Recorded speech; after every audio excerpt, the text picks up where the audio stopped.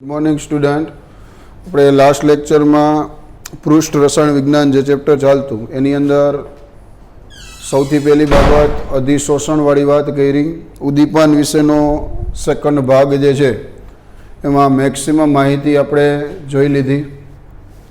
ઉદ્દીપન કોને કહેવાય, ઉદ્દીપનના પ્રકારો, સમાંગ ઉદ્દીપન, વિસમાંગ ઉદ્દીપન, ઉદ્દીપક પ્રક્રિયાનો વેગ કઈ રીતના વધારે, ત્યાર પછી ઉદ્દીપનની લાક્ષણિકતા, સક્રિયતા કોને કહેવાય, વર્ણનાત્મકતા કોને કહેવાય, એક્ટિવિટી, યોગ્ય પ્રમાણમાં અધિશોષણ થતું હોય એને એની સક્રિયતા કહેવાય. વર્ણનાત્મકતા એટલે કે પ્રક્રિયાને યોગ્ય દિશામાં આગળ વધારવી કે જેથી જરૂરી નીપજ મળી રહે એને એની વર્ણનાત્મકતા કહેવાય. એના માટે મેં તમને ઉદાહરણ આપ્યા. એ ઉદાહરણમાં કાર્બન મોનોક્સાઇડ અને હાઇડ્રોજન એ બે વચ્ચેની રાસાયણિક પ્રક્રિયાઓ લખી. બરાબર કે તમે નિકલ ઉદ્દીપક રાખો છો તો મિથેન ગેસ મળે છે. કોપર ઝીંક અને કોપર ZnO અને Cr2O3 ઉદ્દીપક રાખો તો આલ્કોહોલ મળે છે. ખાલી તમે કોપર ઉદ્દીપક રાખો તો નિપજમાં ફોર્માલ્ડિહાઇડ મળે છે. તમારે જે નિપજ મેળવવાની હોય એ પ્રમાણે ઉદ્દીપકની પસંદગી જે છે કરવામાં આવે. ત્યાર પછી આપણે આગળ વાત કરી તો જીઓલાઇટ વિશેની વાત જોઈ લીધી કે જીઓલાઇટ વડે આકાર વર્ણનાત્મક ઉદ્દીપન કોને કહેવાય કે જે ઉદ્દીપન પ્રક્રિયા ઉદ્દીપકના છિદ્રોનું માપ, પ્રક્રિયક અને નિપજના અણુનું માપ એના ઉપર આધાર રાખે એને આકાર વર્ણનાત્મક ઉદ્દીપન કહેવાય છે. એ થિયરી તમે 3 ભાગમાં ડિવાઈડ કરી નાખી હતી: રચના, પ્રાપ્તિ સ્થાન અને ઉપયોગો.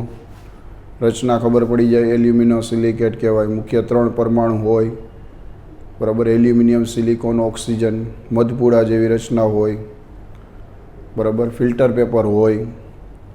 2 રીતે પ્રાપ્તિ સ્થાન હતું, કુદરતી, કૃત્રિમ. ઉપયોગ કરતાં પહેલાં શૂન્યાવકાશમાં ગરમ કરવાનું, જીઓલાઇટ છિદ્રાળુ બનાવવાનું, આલ્કોહોલ જે છે નિર્જલીકરણ થઈ પાણીનું અણુ દૂર થઈ જાય. ZSM5 જીઓલાઇટ પેટ્રો રસાયણમાં ઉપયોગી બને. ઉદ્દીપકના છિદ્રોનું માપ 260થી 740 પાઇકોમીટર એના કરતાં નાનું હોય તો જ અધિશોષણ કે અપશોષણ થાય. આવી બધી વાત આપણે લાસ્ટ લેક્ચરમાં જોઈ.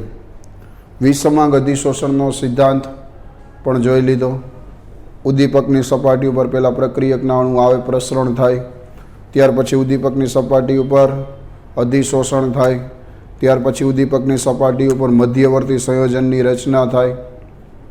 બરાબર, ત્યાર પછી ઉદ્દીપકની સપાટી ઉપર મધ્યવર્તી સંયોજનમાંથી નિપજના અણુનું અપશોષણ થાય અને છેલ્લે ઉદ્દીપકની સપાટી પર નિપજના અણુનું પ્રસરણ થાય.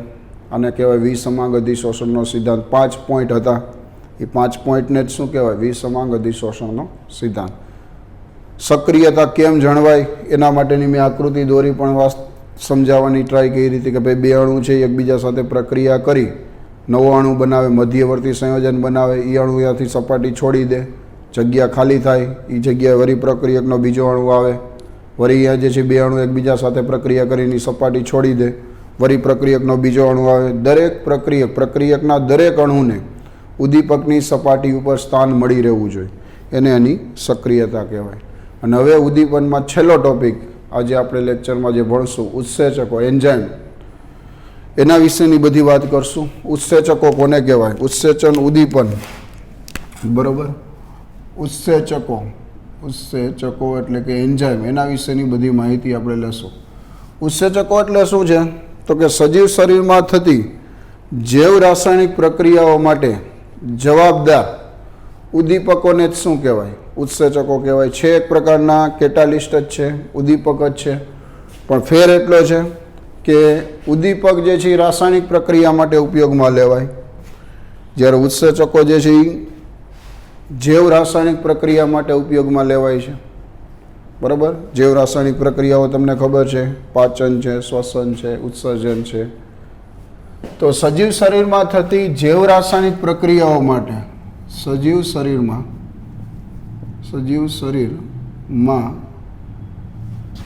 થતી જૈવ રાસાયણિક પ્રક્રિયાઓ અથવા પ્રક્રિયા માટે જવાબદાર જૈવ રાસાયણિક ઉદ્દીપકોને જ શું કહેવાય? ઉત્સેચકો કહે છે. આ એની વ્યાખ્યા થઈ ગઈ. જૈવ રાસાયણિક પ્રક્રિયા ખાસ કરીને બહુ મહત્વનું બને. જૈવ રાસાયણિક પ્રક્રિયા માટે જવાબદાર ઉદ્દીપકો એને જ શું કહેવાય? ઉત્સેચકો કહેવાય. ઉત્સેચકના બે કાર્ય છે. બે કાર્યમાં પહેલા નંબરનું કાર્ય, બરાબર, ઉત્સેચકોના કાર્યો, એમાં બે અલગ અલગ બાબત આવે. પહેલું કાર્ય શું છે? તો કે ઉત્સેચક જે છે નાના અણુઓને ભેગા કરી અને મોટો વિરાટ અણુ એટલે કે DNA છે, પ્રોટીન છે, ન્યુક્લિક એસિડ છે, બરાબર, મોટા અણુમાં રૂપાંતર કરી શકે.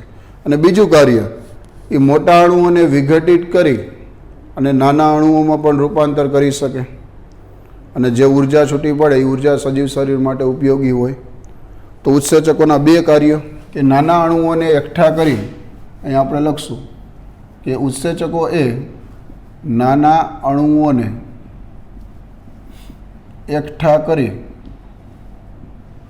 મોટા અણુ એટલે કે વિરાટ અણુ જેવા કે પ્રોટીન, DNA, પ્રોટીન છે, DNA છે, ન્યુક્લિક એસિડમાં રૂપાંતર કરી શકે. અને બીજા નંબરનું કાર્ય શું છે? તો કે ઉત્સેચકો એ મોટા અણુનું વિઘટન કરીને નાના અણુમાં પણ રૂપાંતર કરી શકે. મોટા અણુઓનું વિઘટન કરી નાના અણુઓમાં રૂપાંતર કરી ઉર્જા જે છૂટી પડે એ ઉર્જા ઉત્પન્ન કરે. અને આ ઉર્જા સજીવો માટે ઉપયોગી હોય છે. તો ઉત્સેચકોના બે કાર્ય થઈ ગયા. એક તો નાના અણુઓને ભેગા કરી મોટા અણુ બનાવવાની વાત આવે.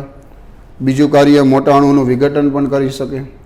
ઉત્સેચકો શેના બનેલા હોય? તો કે ઉત્સેચકો જે છે એ પ્રોટીનના બનેલા હોય છે. શેના બનેલા હોય? પ્રોટીનના. ઉત્સેચકો જે છે એનું આણ્વીય દળ, મોલેક્યુલર વેઇટ કેટલું હોય છે? તો કે 15,000 થી 1 લાખ ગ્રામ પ્રતિ મોલ. ઉત્સેચકોનું આણ્વીય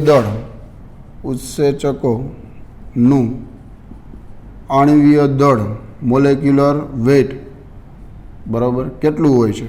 તો કે 15,000 થી ચાલુ કરી 1 લાખ ગ્રામ પ્રતિ મોલ ની વચ્ચેનું હોય છે. ઉત્સેચકો જે છે એ પ્રક્રિયાનો વેગ કેટલા ગણો? તો કે ઉત્સેચકો એ જૈવ રાસાયણિક પ્રક્રિયાનો વેગ 10⁸ થી ચાલુ કરી 10⁻20 ગણો શું કરી શકે? વધારી શકે છે. બરાબર, આ એક વસ્તુ ધ્યાન રાખજો. આ બધા પોઈન્ટ જે છે MCQમાં પૂછાય. તમે ખાસ કરીને ધ્યાન રાખજો કે ઉત્સેચકો જે છે એનું આણ્વીય દળ કેટલું હોય છે? તો કે 15,000 થી 1 લાખ ગ્રામ પ્રતિ મોલ. પ્રક્રિયાનો વેગ કેટલા ગણો વધારી શકે? 10⁸ થી 10⁻20 ગણો પ્રક્રિયાનો વેગ વધારી શકે. શેના બનેલા હોય? પ્રોટીનના બનેલા હોય છે. એનું કાર્ય શું છે? બરાબર. ઉત્સેચકો જે છે વિશિષ્ટતાનો સ્વભાવ ધરાવે. બેમાં ડિફરન્સની થોડીક વાત કરી કે ઉત્સેચકો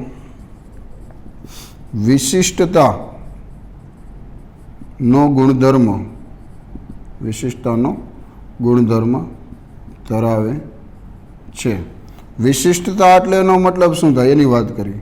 ઉત્સેચકો જે છે સ્પેસિફિક હોય, વેરી વેરી સ્પેસિફિક, વિશિષ્ટતાનો ગુણધર્મ ધરાવે. હવે જો સમજો, આની અંદર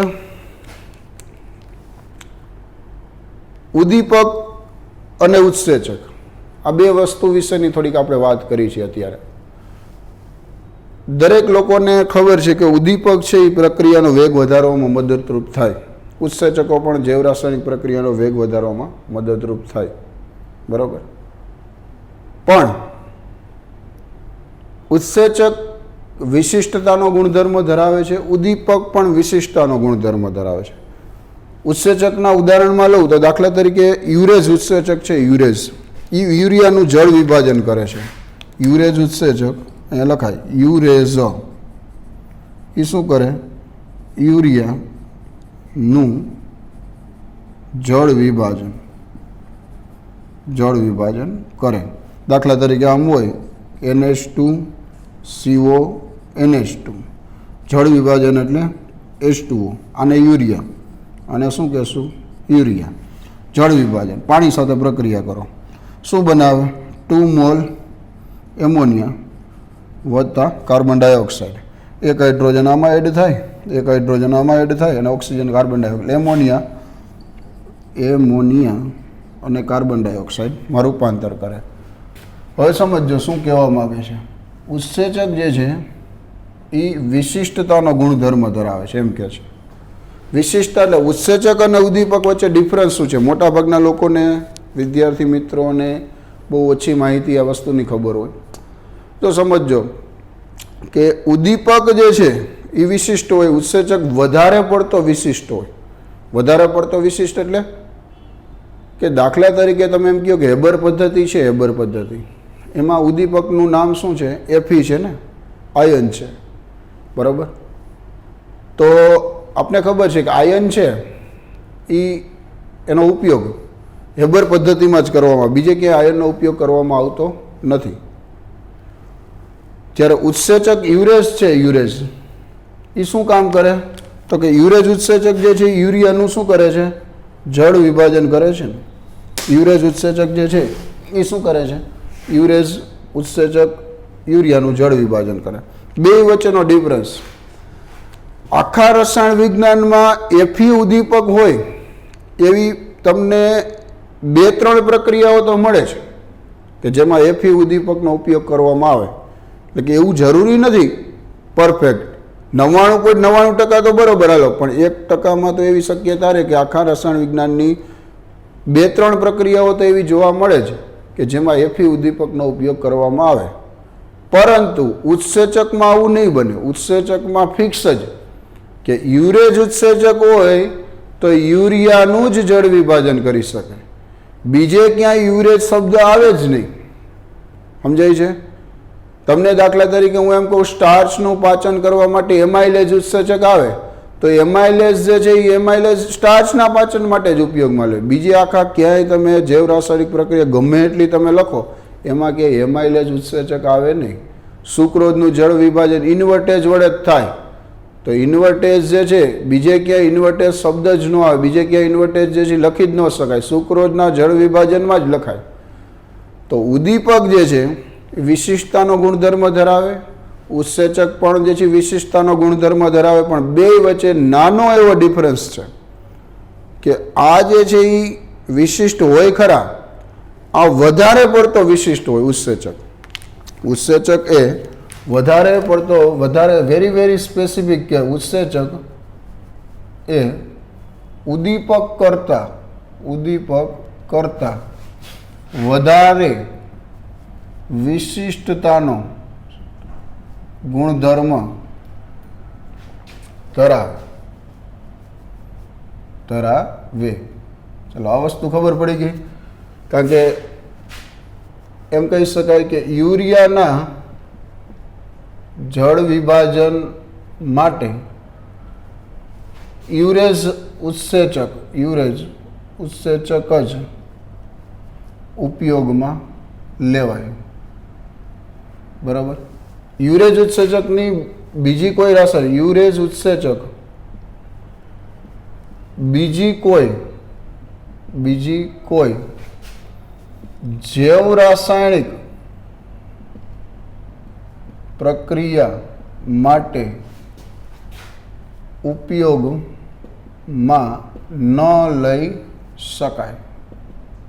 એટલે કે એમ કહેવાય વધારે પડતો વિશિષ્ટતાનો ગુણધર્મ. આથી વિશિષ્ટતા ઉત્સેચક પાસે વધારે જોવા મળે. બરાબર. અલગ અલગ ઉત્સેચકો અને એના નામ વિશેની વાત કરી. ઉત્સેચકો જે છે, પ્રશ્ન એવો પૂછે કે જુદા જુદા ઉત્સેચકના નામ લખો અને સામે એના કાર્ય લખો. ઉત્સેચકોના નામ, ઉત્સેચકોના નામ અને કાર્ય જણાવો. એક પ્રશ્ન આપણે આમાં એવો લખી, બરાબર. 3 માર્ક્સમાં ક્વેશ્ચન હોય તો કયા કયા નામ અને કાર્ય લખી શકાય. પહેલી વાત કરી, સુક્રોઝના જળ વિભાજન માટે ઉત્સેચક આવે ઇન્વર્ટેજ. રાસાયણિક સમીકરણ કેમ લખાય? આમ લખાય C12H22O11 પ્લસ જળ વિભાજન H2O. બરાબર. અહીંયા લખી ઇન્વર્ટેજ ઉત્સેચક ગ્લુકોઝ C6H12O6 વત્તા C6H12O6. એકને કહી દો ગ્લુકોઝ, બીજાનું નામ કહી દો ફ્રુક્ટોઝ. તો ઉત્સેચકનું નામ શું થઈ ગયું? ઇન્વર્ટેજ. બરાબર. એક રાસાયણિક પ્રક્રિયા ઇન્વર્ટેજ જે છે સુક્રોઝમાંથી શું કરે? ગ્લુકોઝ અને ફ્રુક્ટોઝમાં રૂપાંતર કરે. આમાંથી આ બનાવશે. બરાબર. બેયના આમાં કયું હોય? આલ્ડીહાઇડ ગ્રુપ હોય. આમાં કયું ગ્રુપ આવેલું હોય? કીટોન ગ્રુપ આવેલું હોય. અને આલ્ડો એક્ઝોઝ કહેવાય અને કીટો એક્ઝોઝ કહેવાય. ચાલો બીજું, ઝાયમેજ ઉત્સેચક આવે. ઝાયમેજ વડે આથવણ પદ્ધતિમાં તમને ખબર હોય તો ગ્લુકોઝ હોય એનું આથવણ પદ્ધતિમાં આલ્કોહોલમાં રૂપાંતર કરવું હોય તો ઝાયમેજ ઉત્સેચક આવે. ગ્લુકોઝનું આલ્કોહોલમાં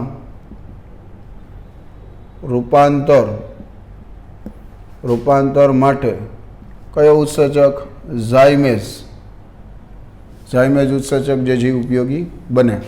એની રાસાયણિક પ્રક્રિયા લખી C6H12O6 પ્લસ ગ્લુકોઝ જે છે એનું આલ્કોહોલમાં રૂપાંતર કરે. તો એમની જે છે ગ્લુકોઝનું આથવણ પદ્ધતિ પર તમે લખો પ્રક્રિયા. બરાબર. પાણી સાથે માની લ્યો પ્રક્રિયા લખો તો શું બનાવે? 2 મોલ ઇથેનોલ CH3CH2OH વત્તા કાર્બન ડાયોક્સાઇડ CO2 વાયુ જે છે છૂટો પાડે. એટલે 2 ને 2 4 ને 2 6 કાર્બન થઈ ગયા. હાઇડ્રોજન 3 દુ 6 ને 4 10 ને 2 12 થઈ ગયા. તો હાઇડ્રોજન 12 થઈ ગયા. ઓક્સિજન 6 થવા જોઈએ. 4 ને 2 6 થઈ ગયા. અહીંયા ઉત્સેચકનું નામ લખશો ઝાયમેજ. બરાબર. આથવણ પદ્ધતિ. ચાલો ત્રીજા નંબરની વાત કરી, યુરેઝની વાત કરી હમણાં જ. યુરેઝ શું કામ કરે છે? યુરિયાનું જળ વિભાજન. એનું રાસાયણિક સમીકરણ આમ લખો NH2CONH2 પ્લસ જળ વિભાજન H2O. ઉત્સેચકનું નામ લખશો યુરેઝ. 2 મોલ એમોનિયા વત્તા 2 મોલ CO2. કાર્બન ડાયોક્સાઇડ ખાલી લખી નાખો. 2 મોલ તો નહીં આવે. કાર્બન ડાયોક્સાઇડ, એમોનિયા અને કાર્બન ડાયોક્સાઇડમાં રૂપાંતર યુરેઝ. યુરિયાનું જળ વિભાજન અહીંયા લખાય યુરિયાનું જળ વિભાજન. ચાલો એના પછી હજી એક ઉત્સેચકની વાત કરી, ચોથા નંબરનો માલ્ટેઝ. માલ્ટેઝ શું કામ કરે? માલ્ટોઝનું જળ વિભાજન કરે છે.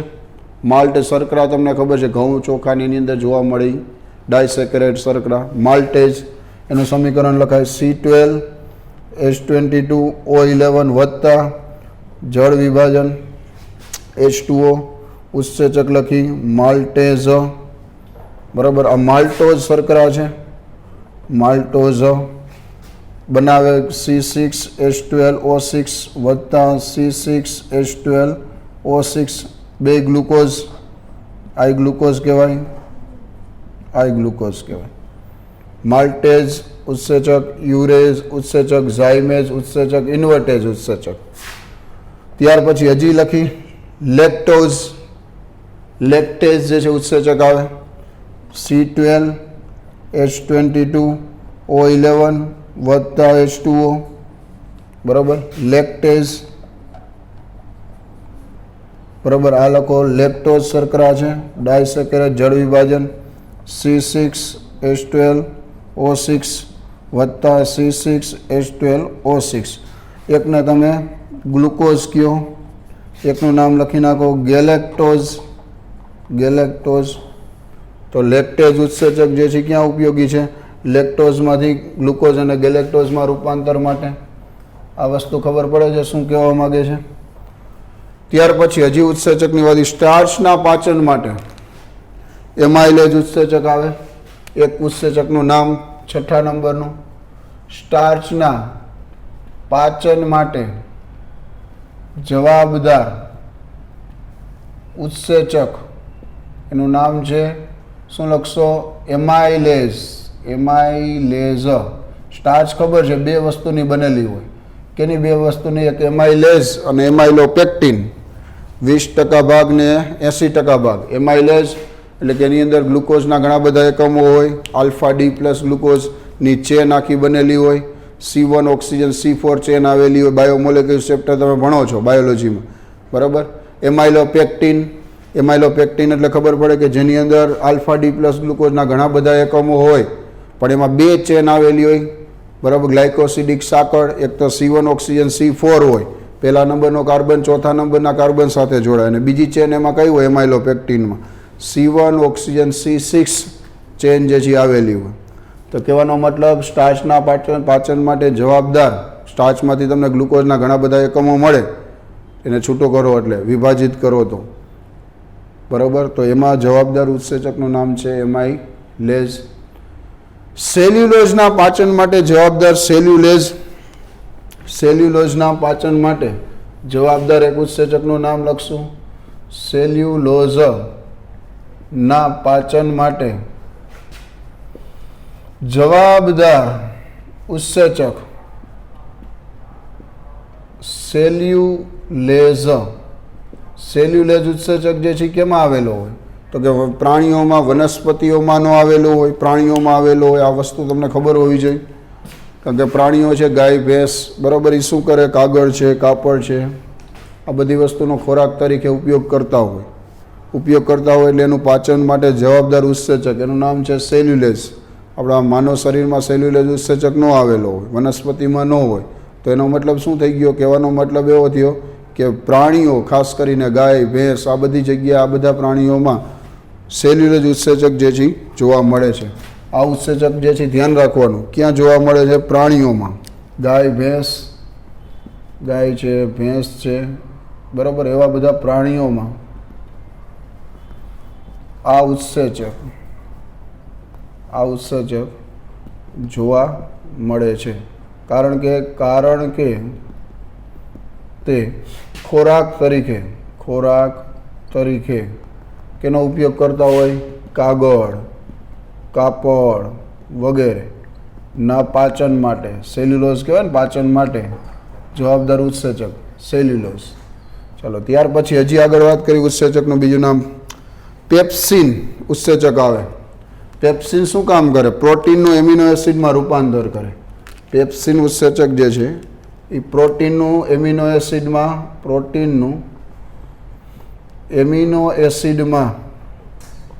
રૂપાંતર માટે પેપ્સિન ઉત્સેચક જે છે એ જવાબદાર છે. જવાબદાર. ચાલો, હજી આગળ વાત કરી 9મા નંબરનું. તો એના પછીનો ઉત્સેચક જે છે એનું નામની વાત કરી. દાખલા તરીકે તમને એમ કહું કે સેલ્યુલોઝ માટે મેં તમને વાત કરી, એમાં બીટા પ્રકારના ગ્લુકોઝ જે છે એકમો આવેલા હોય. ઇન્વર્ટેઝની વાત કરી, ઝાયમેઝ કીધો, યુરેઝ કીધો, માલ્ટેઝ કીધો, લેક્ટેઝ કીધો, બરાબર, સેલ્યુલેઝ કીધો. પાણીનું જળ વિભાજન, કાર્બોહાઈડ્રેટ જે છે હાઇડ્રોલેઝ ઉત્સેચક એક આવે. હાઇડ્રોલેઝ એટલે કે જળ વિભાજન પ્રક્રિયા માટે જવાબદાર હોય. તો ઉત્સેચકો અલગ અલગ પ્રકારના, બરાબર, કે જેના માટે એમ કહી શકાય કે અલગ અલગ તમને પ્રશ્ન પૂછે કે ભાઈ ઉત્સેચકોના નામ અને કાર્ય જણાવો, તો આ બધા અલગ અલગ ઉત્સેચકો તમે કહી શકો. કે ભાઈ એની અંદર એક ઇન્વર્ટેજ ઉત્સેચક આવે છે, ઝાઇમેજ છે, યુરેસ છે, માલ્ટેઝ છે, લેક્ટેઝ છે, પેપ્સિન છે, સેલ્યુલેઝ છે, એમાઇલેઝ છે, બરાબર. આ બધા અલગ અલગ ઉત્સેચકોના નામ અને એનું સામે કાર્ય તમે લખી શકો. જળ વિભાજન માટે શું આવે? હાઇડ્રોલેઝ ઉત્સેચક, આઇસોમરેઝ, ઘણા બધા ઉત્સેચકોના નામ તમે કહી શકો કે ભાઈ જેની અંદર અલગ અલગ રાસાયણિક પ્રક્રિયા, જૈવ રાસાયણિક પ્રક્રિયા માટે જવાબદાર હોય. લેક્ટેજ ઉત્સેચક ગ્લુકોઝ અને ગેલેક્ટોઝમાં રૂપાંતર કરે. ચાલો હજી આગળ વાત કરી તો કે ઉત્સેચકોના નામ અને કાર્ય આપણે કહી દીધા. ઉત્સેચકની ક્રિયાવિધિની વાત કરવાની છે. ઉત્સેચકો જે છે એની ક્રિયાવિધિ, એન્ઝાઇમ છે એ કઈ રીતના કાર્ય કરે એના માટેના પોઈન્ટ જે છે એ આપણે સમજવાના છે કે ઉત્સેચક કાર્ય કઈ રીતના કરે. તો એના માટેના બે સમીકરણ તમારે ભણવામાં આવશે. એક E+S એટલે ES, બરાબર, અને બીજું આવશે ESનું વિઘટન થઈ E+P મળે. આ પહેલી પ્રક્રિયા કેવી હોય? ઝડપી હોય અને પ્રતિવર્તી હોય. બીજી રહી એ ધીમી હોય અને અપ્રતિવર્તી હોય. અપ્રતિવર્તી અને વેગ નક્કી કરનારી પ્રક્રિયા. આ બે સમીકરણ તમારે સમજવાના છે. આમાં E એટલે એન્ઝાઇમ, ઉત્સેચક, S એટલે સબસ્ટ્રેટ એટલે કે પ્રક્રિયક, અને P એટલે કે પ્રોડક્ટ, નિપજ. આ સમીકરણ સમજવાના છે. નેક્સ્ટ લેક્ચરની જ્યારે વાત કરશું આપણે તો આ બે સમીકરણ કઈ રીતના આવે અને કાર્ય કઈ રીતના થાય એના વિશેની બધી માહિતી જે છે લઈશું. પણ એ પહેલાં ઉત્સેચકની બેઝિક પ્રસ્તાવના આજના લેક્ચરમાં આપણે જોઈ કે ભાઈ સજીવ શરીરમાં પહેલો પોઈન્ટ તો ઉત્સેચકો કોને કહેવાય? સજીવ શરીરમાં થતી જૈવ રાસાયણિક પ્રક્રિયા માટે જવાબદાર જૈવ રાસાયણિક ઉદ્દીપકોને જ ઉત્સેચકો કહેવાય. ઉત્સેચકોના બે કાર્ય છે. એક તો એ નાના અણુઓને ભેગા કરી અને વિરાટ અણુ, પ્રોટીન અને ન્યુક્લિક એસિડ, DNA આ બધામાં રૂપાંતર કરી શકે. મોટા અણુઓમાંથી નાના અણુમાં રૂપાંતર કરી અને ઉર્જા છૂટી પાડે. એ ઉર્જાનો ઉપયોગ સજીવ શરીર માટે કરવામાં આવે. પ્રોટીનના બનેલા હોય. આણ્વીય દળ 15,000થી 1 લાખ સુધી ગ્રામ પ્રતિ મોલ સુધીની હદમાં હોય. ઉત્સેચકો 10⁸ થી 10⁻² ગણો પ્રક્રિયાનો વેગ વધારી શકે. વિશિષ્ટતાનો ગુણધર્મ એ મેં તમને ઉદાહરણ દ્વારા સમજાવ્યું કે યુરેઝ ઉત્સેચક છે એ યુરિયાના જળ વિભાજન માટે જ ઉપયોગી હોય. બીજે ક્યાંય યુરેઝ ઉત્સેચકનો ઉપયોગ ન કરવામાં આવે. ઉદ્દીપક જે છે એ વિશિષ્ટતા ધરાવે, પણ આખા રસાયણ વિજ્ઞાનમાં તમને 3-4 પ્રક્રિયા તો એવી જોવા મળે જ કે જેની અંદર Fe ઉદ્દીપકનો ઉપયોગ કરવામાં આવે. હેબર પદ્ધતિમાં Fe વપરાય છે. એ સિવાય 2-3 પ્રક્રિયા તો આખા રસાયણ વિજ્ઞાનમાં, કેમેસ્ટ્રીમાં જોવા મળે જ કે જેમાં Fe ઉદ્દીપક તરીકે ઉપયોગમાં લેવાય. જ્યારે ઉત્સેચકમાં એવું ન બને કે ગ્લુકોઝ માટે આથવણ પદ્ધતિ માટે ઝાઇમેજ જ આવે, બીજે ક્યાંય ઝાઇમેજ ઉત્સેચકો આવે જ નહીં. એક જ વસ્તુ ફિક્સ, એક સાથે એક જ આવે. ઓલામાં તો શું થાય, પોસિબિલિટી રહે ક્યારેક કે Fe ઉદ્દીપકનો ક્યારેક તો ઉપયોગ બીજે ક્યાંક કરવામાં આવતો હોય. એટલે આ વિશિષ્ટતા ધરાવે. ઉત્સેચક વધારે પડતો વિશિષ્ટ હોય ઉદ્દીપક કરતાં. ઉત્સેચકોના નામ અને કાર્ય થિયરીનું નામ યાદ રાખવાનું. 3 માર્ક્સમાં થિયરી પૂછે તો તમારે બધાના રાસાયણિક સમીકરણ સહિત તમે અલગ અલગ ઉત્સેચકના નામ લખી શકો, કાર્ય કહી શકો. સુક્રોઝનું જળ વિભાજન માટે જવાબદાર ઇન્વર્ટેજ ઉત્સેચક આવે, બરાબર, ગ્લુકોઝ અને ફ્રુક્ટોઝ બનાવે. ગ્લુકોઝનું આથવણ પદ્ધતિમાં રૂપાંતર માટે ઝાઇમેજ ઉત્સેચક આવે. ગ્લુકોઝ છે, ઝાઇમેજ ઉત્સેચક ઇથેનોલ બનાવે અને કાર્બન ડાયોક્સાઇડ છૂટો પાડે. યુરિયાના જળ વિભાજન માટે યુરેસ એમોનિયા અને કાર્બન ડાયોક્સાઇડમાં રૂપાંતર કરે. માલ્ટોઝનું જળ વિભાજન છે. આ શું છે?